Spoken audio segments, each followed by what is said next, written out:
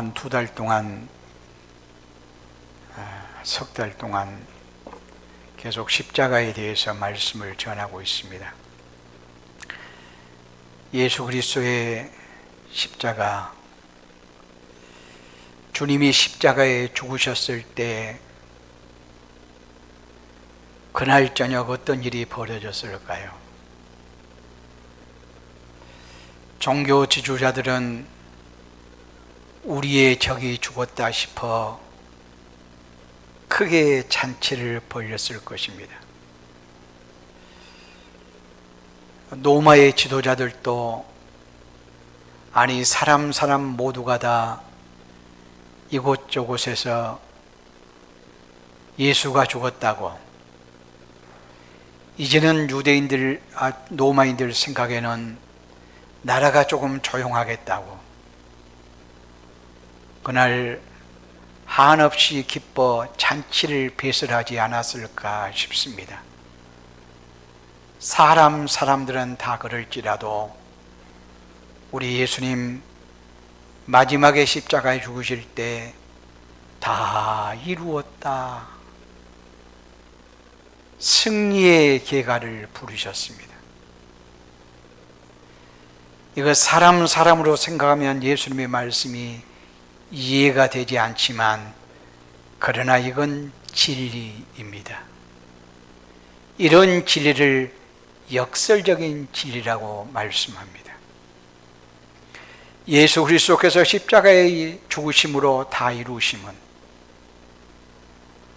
그 일을 통해서 하나님의 뜻이 이루어짐입니다.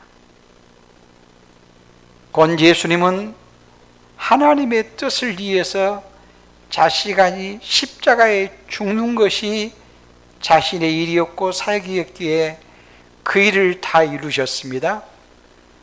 그래서 예수님은 다 이루었다고 말씀하시고, 하나님의 뜻을 다 이룸이 우리의 구원이 되었습니다. 구원받은 우리는 그러면 어떻게 해야 될까요? 예수님이 다 이루어 놓으셨으므로 이것이 우리에게 구원되었기에 우리는 감사와 찬양으로 반응하는 것이 마땅한 일이라, 이렇게 말씀할 수가 있을 것입니다. 십자가는 복음의 핵심입니다. 십자가는 하나님의 모든 속성의 절정이라고 이렇게 말할 수가 있습니다. 하나님이 어떤 분이신가? 성경에는 다양하게 말씀합니다. 하나님은 지혜로우시다. 그러면 하나님의 지혜로우심의 증거물이 뭐냐? 이렇게 물으면 딱 한 가지만 말하라고 하면 예수 그리스도의 십자가입니다. 하나님이 능력의 하나님이시다. 그 증거가 뭐지? 이렇게 말하면 천지 만물을 아무것도 없는 중에 하나님이 말씀으로 있게 하셨으니 하나님이 전능하시지 않는가, 능력이 충만하지 않는가, 이렇게 말할 수 있습니다. 그러나 그보다 더 하나님의 능력의 절정은 십자가에서 증명합니다. 왜냐하면 십자가를 통해서 허물과 죄로 죽었던 우리의 죄의 문제를 해결하고 살리는 역사를 행하셨으니 곧 십자가는 하나님의 능력의 절정이라, 이렇게 말씀할 수 있습니다. 하나님은 사랑이시다. 다양하게 그 증거를 말씀할 수 있겠지요. 개인적으로도 증거할 수 있고 자연을 보면서 증거할 수 있겠고, 그러나 하나님의 사랑이심에 대한 가장 절정은 어디에서 드러나는가? 십자가에서 드러난다, 이렇게 말씀할 수가 있습니다. 그래서 예수 그리스도의 십자가는 복음의 핵심일 뿐만이 아니라 복음을 증거하는 자들마다 전도의 제목이 뭐냐? 예수 그리스도의 십자가요. 설교의 주제가 뭔가? 예수 그리스도의 십자가여야 된다라고 이렇게 말씀할 수가 있을 것입니다. 오늘은 그러면서 십자가는 찬양의 주제가 되어야 된다.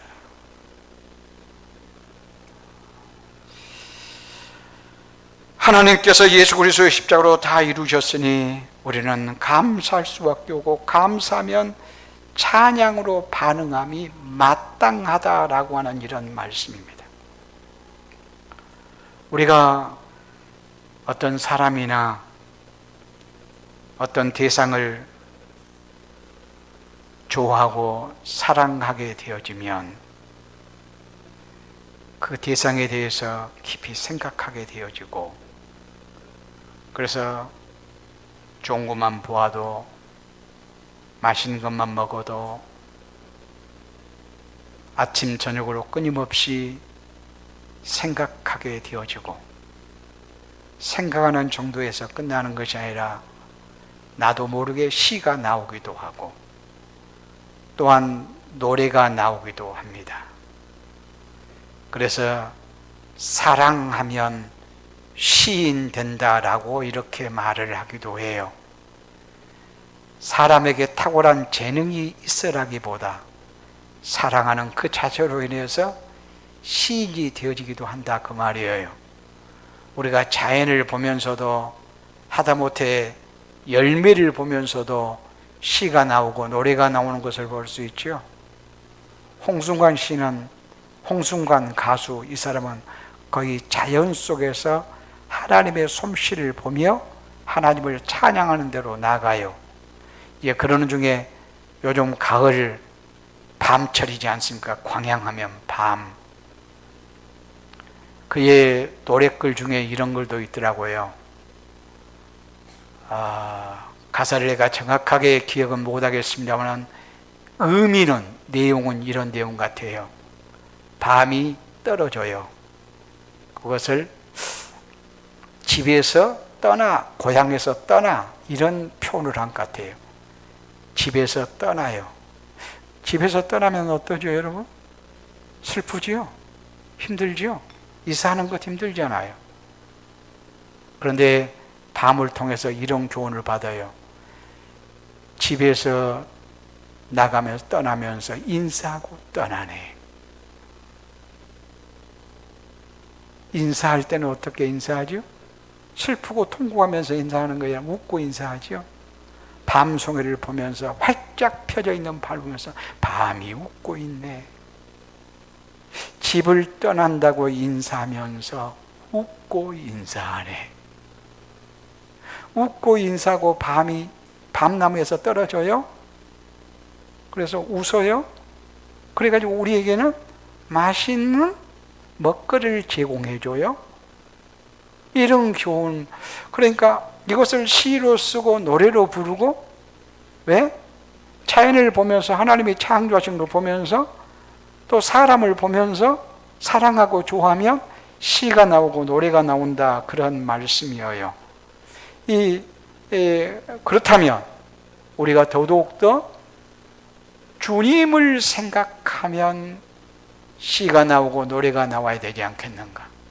그러면서 주님이 가장 좋아하는 시와 노래는 무엇일까? 주님이 가장 좋아하시는 것은 무엇일까? 이렇게 묻는다면 십자가의 노래라. 십자가는 2000년 기독교 역사상 가장 큰 찬양의 주제였다라고 이렇게 말씀할 수가 있습니다. 우리가 찬송에도 보면 십자가에 대한 찬송이 얼마나 많은지요. 최후 승리 얻을 때까지 주의 십자가 사랑하리, 빛난 면류관 받기까지 험한 십자가 붙들겠네. 최후 승리 얻을 때까지 주의 십자가 사랑하고, 내가 면류관 받았을 때까지 험한 십자가가 험하고 힘들지만 그것만 붙들겠다고 찬양합니다. 갈보리 산 위에 십자가 섰으니 주가 고난을 당한 표라. 십자가 십자가 내가 처음 볼 때에 나의 마음의 큰 고통 사라져. 예수 나를 위하여 십자가를 질 때 십자가로 가까이 나를 이끄시고 십자가를 질 수 있나 주께서 물어보실 때 수많은 사람들이 십자가에 대한 노래를 불렀습니다. 우리 예수님께서 가장 좋아하는 것이 바로 십자가 노래일 것이라.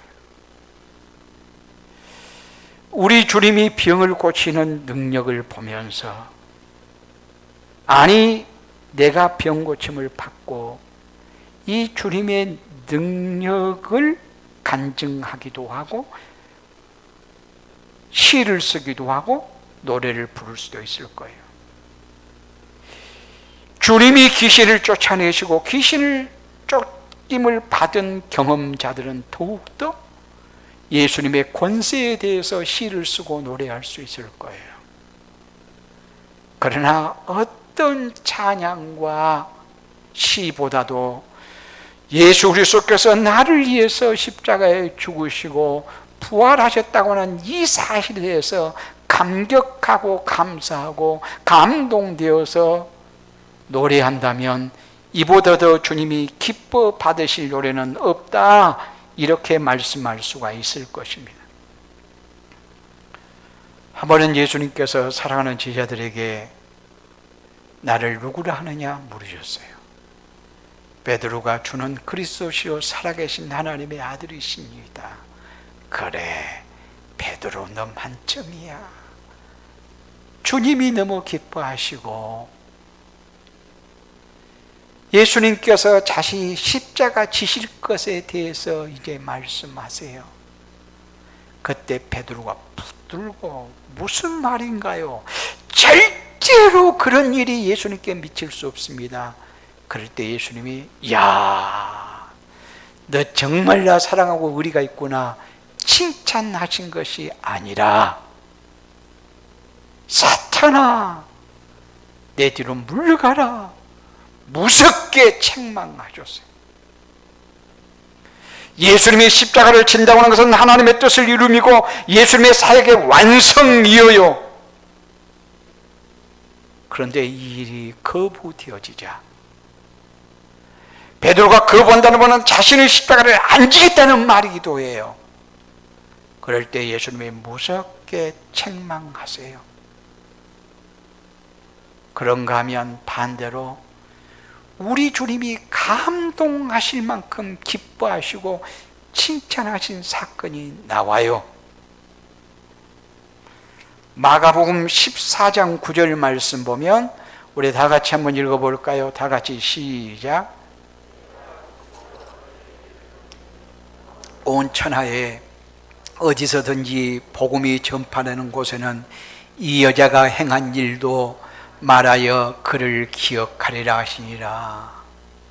그를 기억하리라. 이 여자가 누구? 여자, 그 여자를 기억하리라. 어떤 곳에?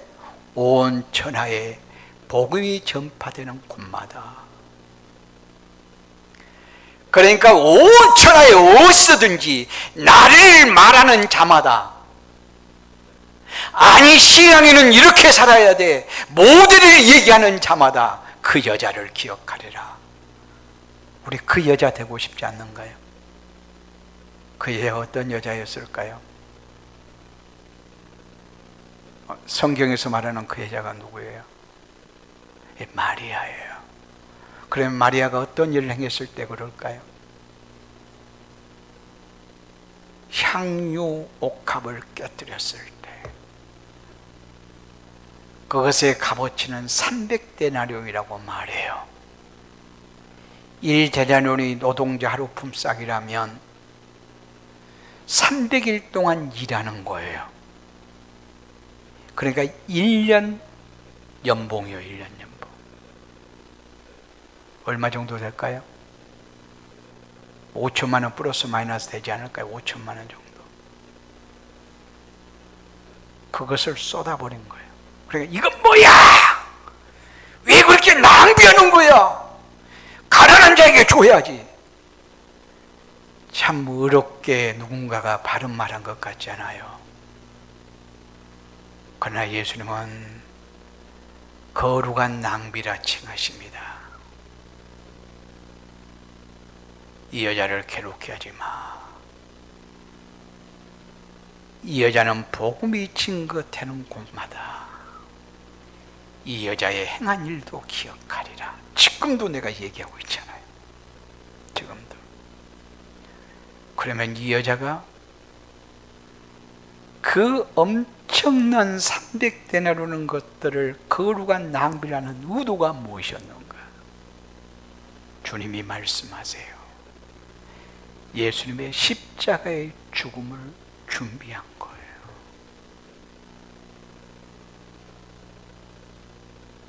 그러니까 예수님의 십자가에 대해서 그저 안 돼요 하는 베드로는 예수님이 무섭게 책망하셨지만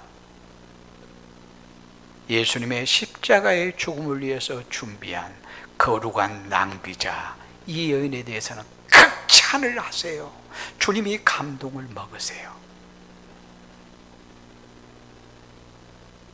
이 말씀 우리가 붙잡힌다면 나는 십자가 안 질 거요가 아니라 예수님의 참된 제자는 자기를 부인하고 자기 십자가를 지고 예수를 쫓을 것이나 말씀하셨으니 우리들도 십자가를 기꺼이 질 수 있는 이런 자가 돼야 돼요. 그러기 위해서는 십자가를 깊이 생각하고 십자가를 노래할 수 있는 자가 되어야 정말 이 일을 감당할 수 있을 것이라 말씀할 수 있어요. 여러분, 자녀들이 부모를 위해서 노래를 불러준다면 어떤 노래면 좋을까요?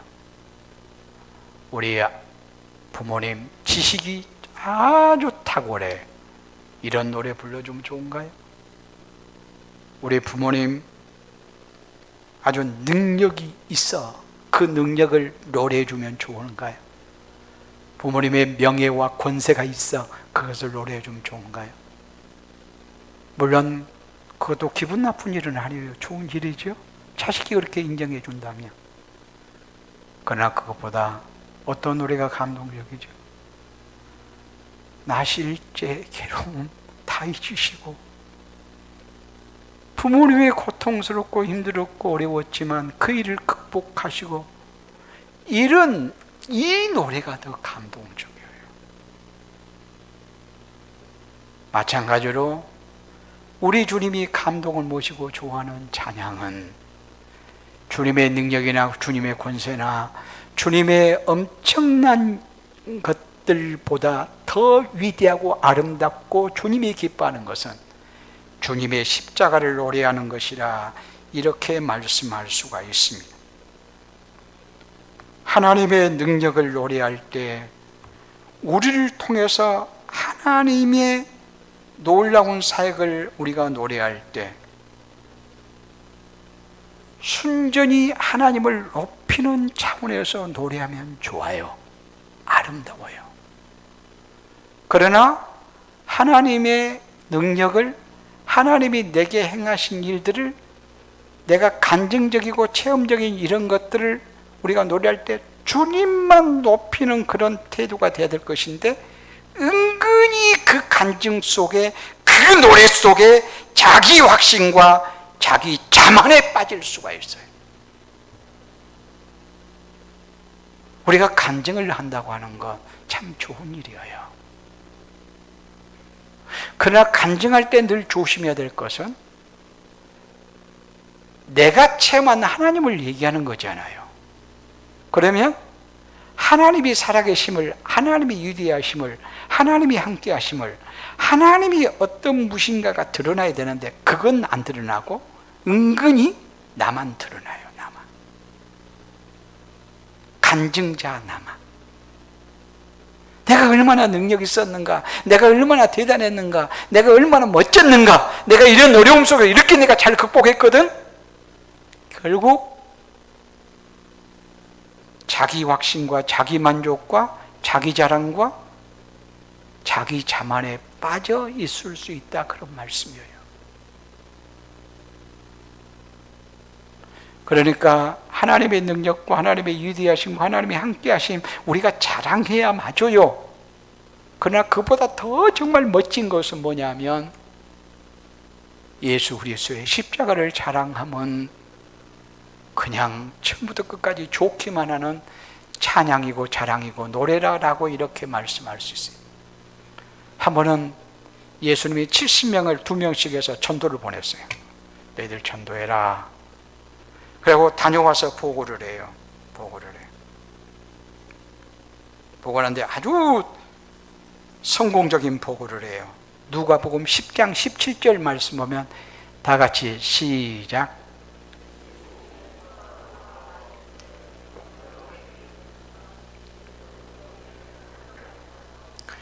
지금 70인이 전도 갔다 와서 지금 보고하는 거예요. 귀신들도 항복하더이다.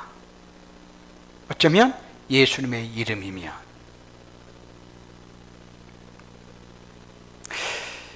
지금 70인이 보고하기를 아주 기뻐해요. 굉장히 즐거워, 좋아요. 그러면서 예수님의 이름이면 귀신들도 항복하더이다. 사역복을 한 거예요. 자, 여러분 이 말을 들었을 때 어때야 좋아요? 여러분이 그렇게 간증한다면, 여러분이 예수님이라면 어떻게 반응할 것 같아요? 여러분이 예수님이라면, 야, 그래, 너 대단하구나, 대단해, 막 칭찬하지 않겠어요? 근데 예수님이 칭찬 안 해요. 오히려 책망해요. 왜 그럴까요?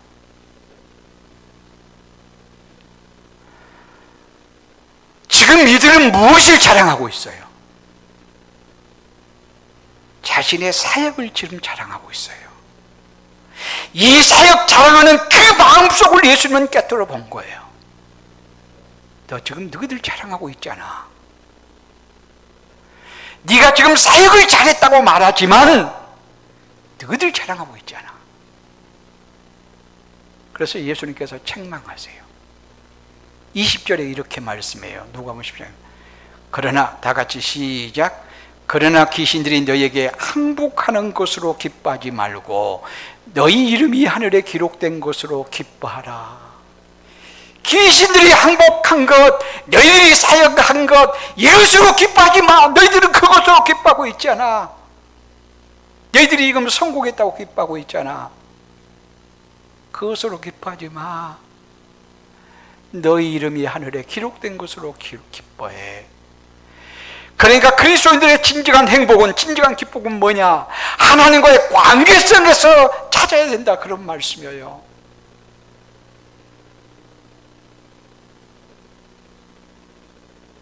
내가 어떤 일을 행해서 어떤 일이 성취되었을 때, 성공했을 때, 사역을 잘했을 때 내가 너무너무 기쁘고 좋다. 물론 의미 있어요. 의미가 없다는 말이 아니라 기쁘죠, 내가 사역을 잘하면.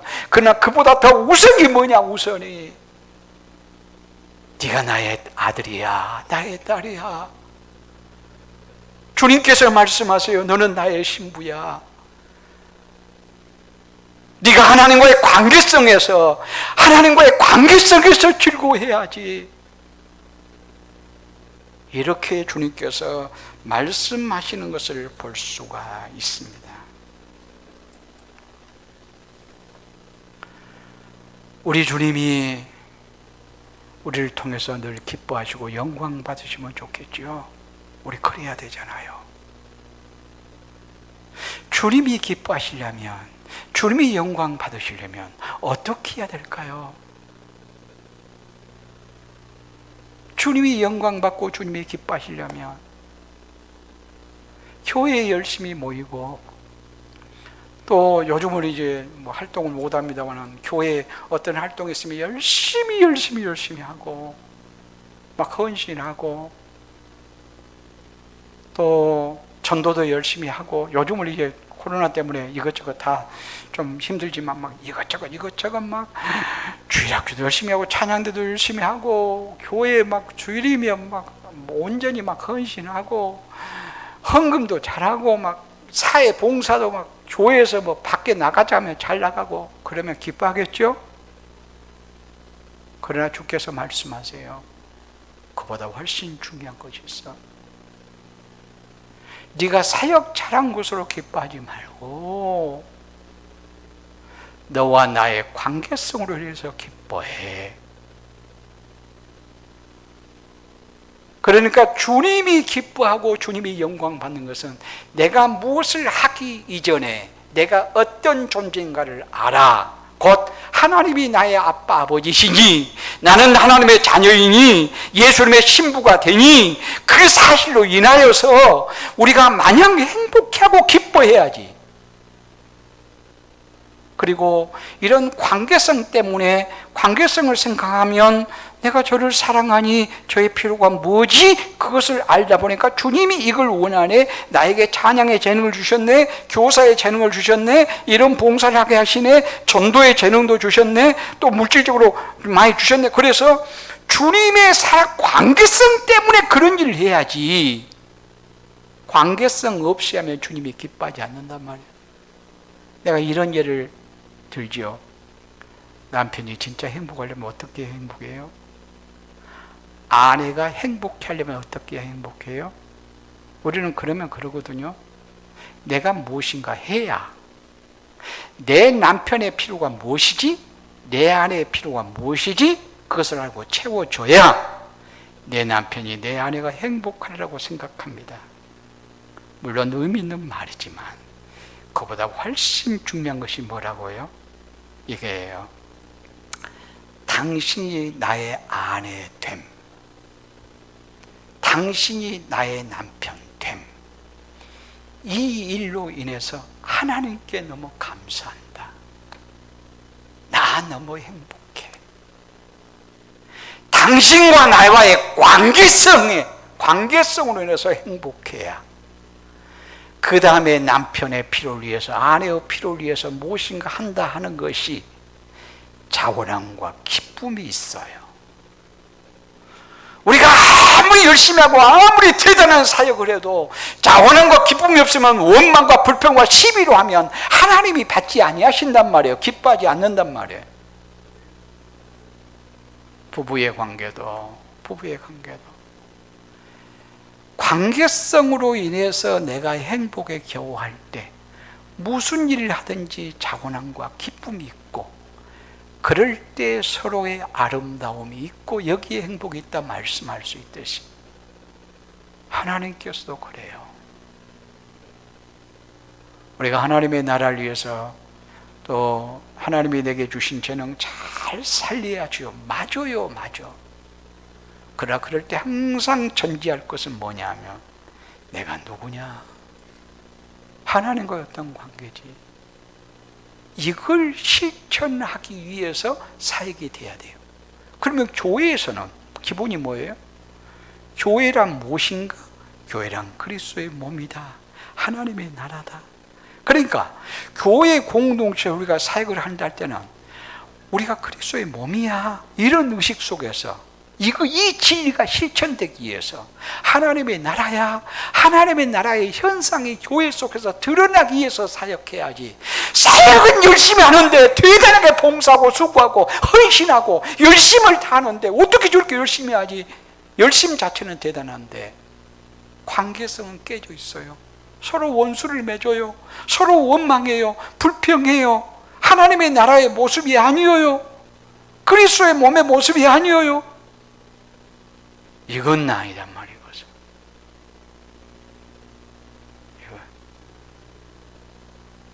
그러니까 우리는 결과를 보고 해야 될 것이 아니라 원인 때문에 아름다운 결과가 나야 돼요.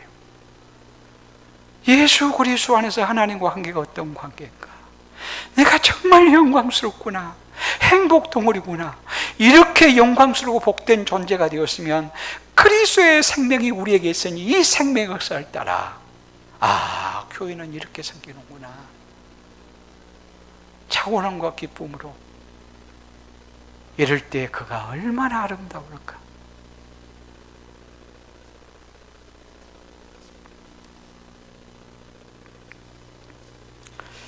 예수님은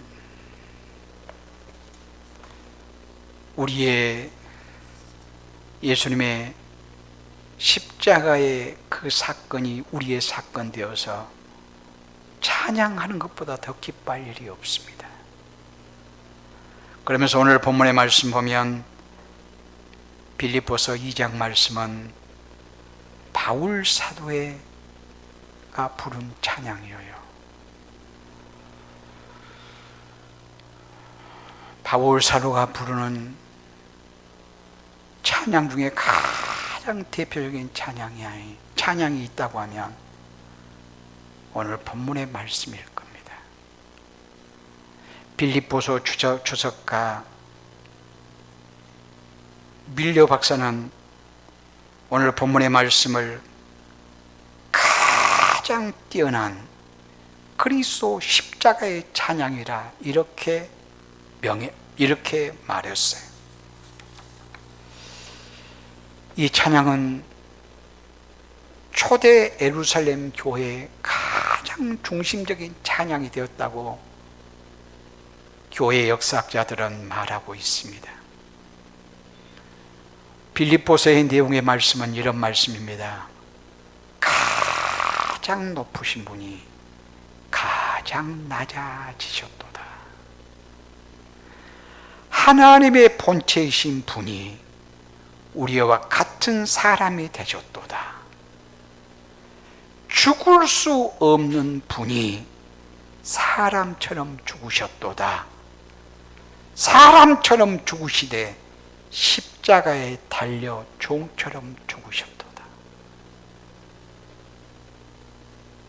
바로 이런 내용입니다.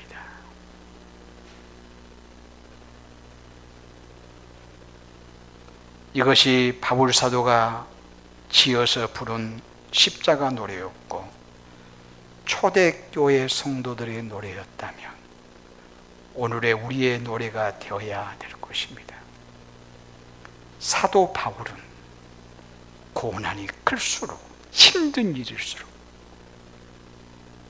그 가운데 역사하시는 주님의 일하심의 역사의 흔적을 기대하면서 찬양해요. 나에게 좋고 아름답고 귀한 일이 전개될 때만 찬양한 것이 아니라 참 절망적일 때,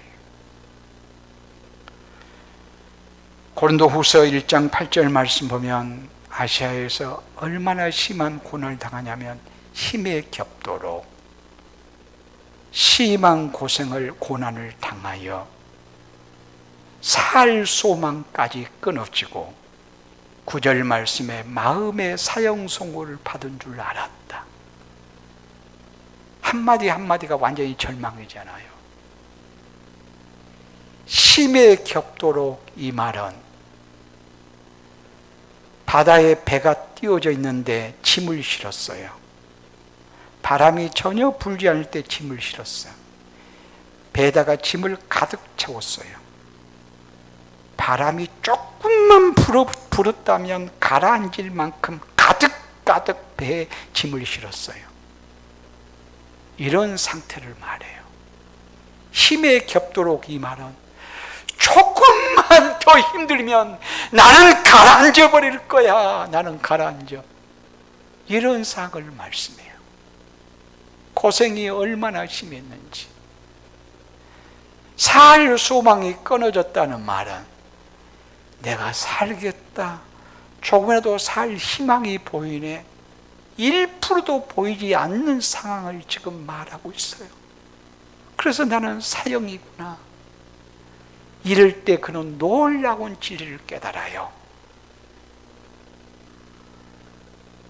이럴 때 그는 어떤 진리를 깨닫느냐. 9절 말씀 보면 이는 나를 의뢰하지 말고 오직 죽은 자를 다시 살리신 하나님만 의뢰하게 하려 하십니다. 하나님은 전능하시다. 하나님은 능력의 하나님이시다. 얼마만큼 죽은 자 예수 그리스도까지 살리신 분이시여. 이분을 의뢰케 하려는 뜻을 깨달아요. 그리고 그는 주님만 의지해요. 주님의 능력을 덧입어요. 그래서 약할 때 강압이라고 이렇게 간증하며 주님의 은혜를 자랑해요. 그런 말씀의 배경 속에서 3절 말씀부터 7절 말씀까지 보면, 고린도후서 1장에 보면 하나님을 어떤 하나님이라고 말하냐면 위로의 하나님. 그 5절 속에 위로라는 단어가 10번씩이나 10번씩, 5절에 10번씩 위로의 하나님, 위로의 하나님. 1호의 하나님이심을 아는 그는 3절에 시작하면서 뭐라고 시작하냐? 찬송하리로다. 찬송하리로다. 아주 극심한 고난 속에서 결국은 찬송회로 끝나요. 시작하고 찬송. 그리고 하나님의 일하심의 흔적을 볼 때마다 바울은 찬송. 에베소서 1장에도 보면 시작해서 그렇게 찬송하리로다. 하늘에 속한 모든 복으로 우리에게 복 주시되, 그 복이 뭔가 4절 말씀도 보면 성부 하나님께서 그리스도 예수 안에서 창세전에 우리를 예정하셔서 하나님의 아들들이 되게 하셨으니 이는 그를 찬송하게 하려 하심이라. 7절 말씀부터는 예수 그리스도로 말미암아 구속하시고 우리를 죄에서 사해 주셨으니 그의 이름을 이는 우리를 예수 그리스도를 찬송하게 하려 하심이라. 12절, 13절, 14절 말씀에서는 성령님의 인치심의 사역에 대해서 말씀하면서 이는 그의 이름을 찬송하게 하려 하심이라. 그러니까 성부, 성자, 성령의 사역에 대해서도 얘기하면서 시작과 끝이 뭔가? 찬송이라. 찬송이라. 이렇게 고백하고 있음을 봅니다. 오늘 요한계시록 5장의 말씀에는 사도 요한이 부른 찬양입니다. 사도 요한이 부른 거예요. 사실은 더 엄밀히 말하면 사도 요한이 부른다기보다 네 생물과 24장로와 만만천천의 천사들, 그러니까 하늘 위에 땅 위에 땅 아래 바다에 있는 모든 만물들과, 그러니까 생물들, 또 모든 것들, 사람, 또 하나님의 택한 백성들, 24장로, 하늘의 천군 천사들, 모든 것이 어린 양 되신 주님을 찬양해요. 그 찬양의 소리를 요한이 듣고 기록한 것이 요한계시록이에요. 요한계시록. 이 요한계시록의 찬양도 초대 예루살렘 교회의 찬양이었어요. 그렇다면 오늘의 찬양이 되어야 될 것이고, 장차 완성될 하나님의 나라에서 우리가 부를 찬양이라고 이렇게 말씀할 수 있어요. 이 요한계시록의 찬양의 내용을 셋으로 요약해서 말씀한다고 하면, 첫째는 예수 그리스도의 피로 사서 우리를 하나님께 드렸네. 피로 사서 우리를 하나님께 드렸네. 피로 사서 우리를 하나님께 드렸네. 그 다음에 두 번째는 우리들을 사서 나라와 제사장으로 삼으셨네. 우리들을 사서 나라와 제사장으로 삼으셨네. 그 다음에 셋째는 능력과 부와 지혜와 힘과 존귀와 영광과 찬송을 어린 양에게 돌리세. 모든 영광을, 모든 부를, 모든 찬양을, 모든 권세를, 모든 것을 어린 양 예수 그리스도께 돌리세 라고 이렇게 찬양하는 모습을 보게 되어집니다. 이게 천상의 찬양이에요. 천상의 찬양은 사실은 예수 그리스도를 믿는다면 이 땅에서 우리가 불러줘야 될 찬양이에요. 그래서 우리는 내게 좋고 아름답고 화려하고 대단하고 이럴 때만 주의 이름을 높이며 찬양할 것이 아니고, 어렵고 힘들고 고통스럽고 십자가를 따르고 지는 일이 있을지라도 주의 이름을 찬양하며, 주님이 나를 위해서 십자가에 죽으셨네, 거기에 감격하고 감사하고 기뻐하고 찬양하며 주님이 답을 주실 것입니다. 지금 힘들고 어려운 현실 속에서도 주님을 깊이 찬양하고 살아가는 우리가 되어줄 수 있기를 바랍니다. 기도하시겠습니다.